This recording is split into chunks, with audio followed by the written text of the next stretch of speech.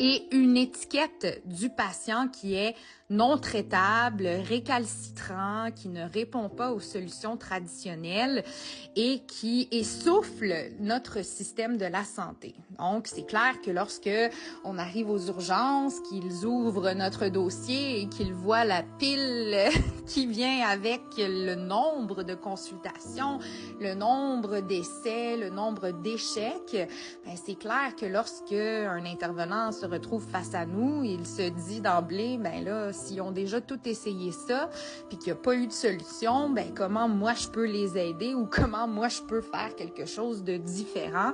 Ça fait comme une amalgame justement de « Oh non, ok, ça c'est un client TPL, ouf, ça va être difficile, il va y avoir des explosions de colère, il va y avoir de l'impulsivité. » Puis ben, on voit que cette personne a essayé de nombreuses fois d'obtenir de l'aide, mais ça, notre plus grande peur, c'est d'être rejeté et stigmatisé. Donc, c'est vraiment un cercle vicieux là, qui nous déclenche. Par l'incompréhension de notre problématique, ainsi que la peur et les inquiétudes que nos réactions émotionnelles engendrent, il y a un sentiment d'invalidation des deux côtés.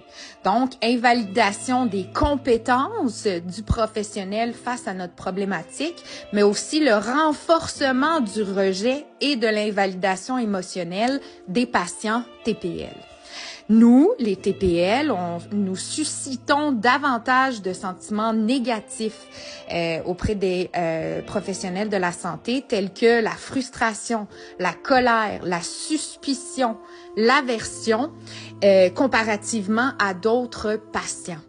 De plus, les qualificatifs suivants, selon la recherche, sont fréquemment utilisés pour nous décrire. On parle d'une recherche de 2007.